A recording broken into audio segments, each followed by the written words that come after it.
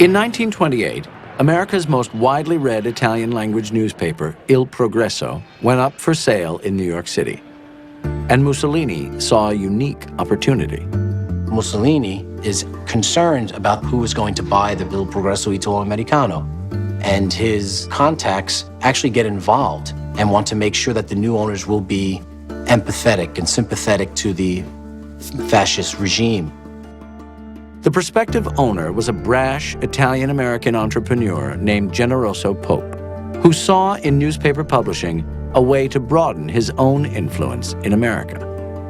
Pope had the money, made all kinds of promises, he's going to support the regime, and he takes over the paper.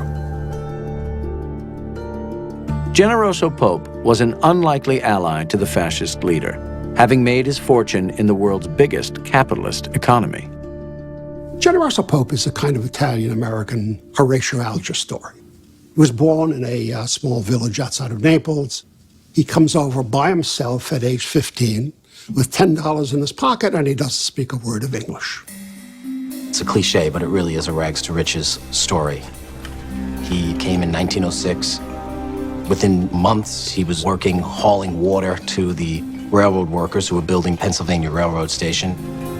He worked his way up from superintendent to foreman, and by 1920, he was buying out his partner and owner of Colonial Sand and Stone, which would become the largest supplier of sand and gravel in the United States. Within a little more than a decade, he's the richest Italian-American in New York. But simply being rich was not enough for him. He wanted power and influence, prestige, and the avenue by which to acquire this was to acquire newspapers. Pope ran his newspaper shrewdly. He quickly doubled Il Progresso's circulation and expanded his media empire with 3 more Italian-American newspapers. Pope is the Rupert Murdoch of the Italian-American community. And his newspapers are the primary conduit for fascist propaganda. I don't think Pope was an ardent fascist. I think he was a political opportunist. It was a mutually beneficial relationship. Mussolini used Pope to get his message out, and Pope used Mussolini the same way. Pope capitalized on his unique access to the popular Italian leader, making much of his private visits to Rome. It only enhanced his prestige within the Italian-American community. Hitching his wagon to Mussolini's popularity was a win-win for Pope.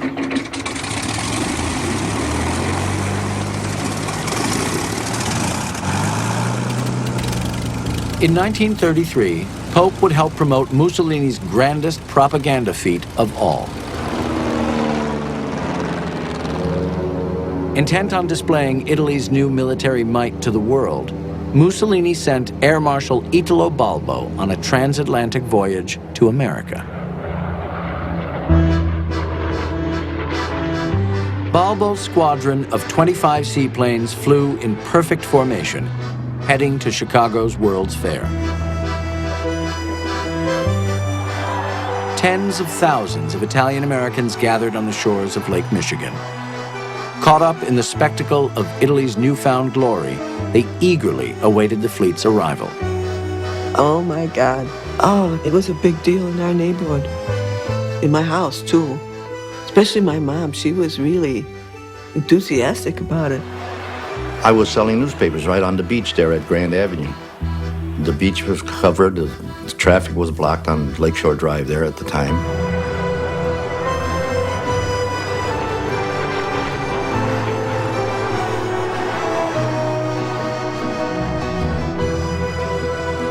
With dramatic flair, Balbo and his pilots landed on Lake Michigan,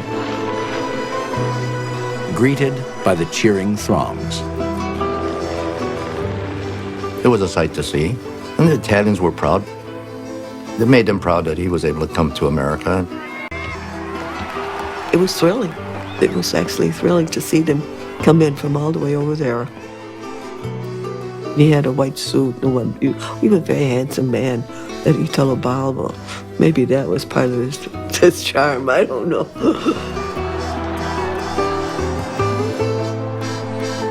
From Chicago, Balbo flew to New York City, where he was received by Generoso Pope and paraded before 2 million spectators.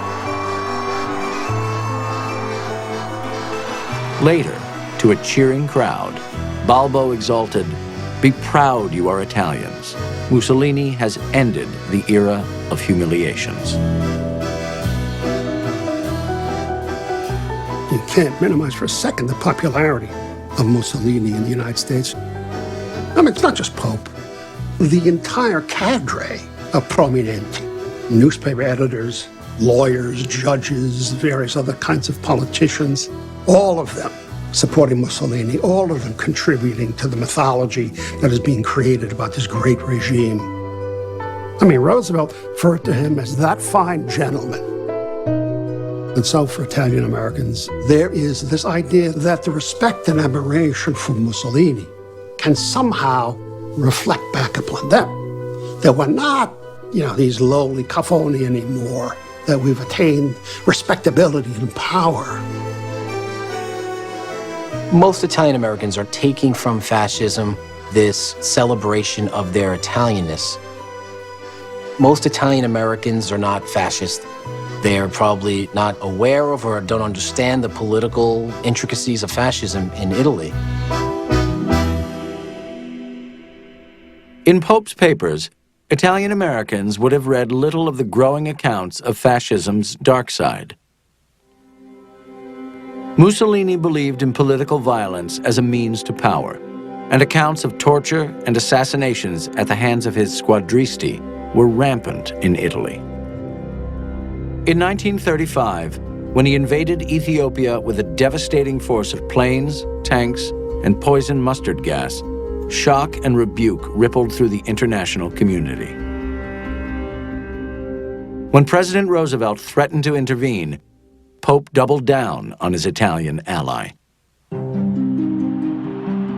Pope caught Roosevelt's attention when he gathered 20,000 Italian Americans at Madison Square Garden for a fundraising rally in support of Mussolini's invasion. Pope knows Franklin Roosevelt was concerned about keeping the Italian American vote. That vote was really emerging as a powerful force. He begins to harness this kind of critical mass, and this is what really Pope capitalizes on. The implication being, if you don't help, all I have to do is come out with an editorial saying, don't vote for Roosevelt next time. So, forget about it. Roosevelt stays out.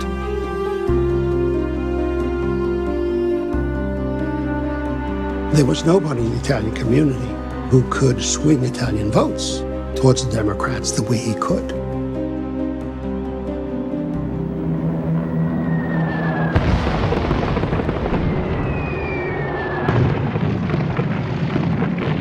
But no matter the amount of ink spilled, Pope's papers couldn't stop the tide of history. On December 7th, 1941, Japan bombed Pearl Harbor, and the United States was at war. With Mussolini aligned with Hitler's Germany and Tojo's Japan, the fascism Pope had promoted was now the ideology of the enemy. Pope really is in an untenable situation. He can no longer promote Mussolini on the pages of Il Progresso, and many of his friends and political connections tried to help him run for cover. Pope and Roosevelt have a powwow in Washington. Roosevelt says, Gene, he used to call him Gene, you better clean up your act. Glowing accounts of Mussolini all but disappeared from Il Progresso, and Pope's powerful connections insulated him from accusations of disloyalty.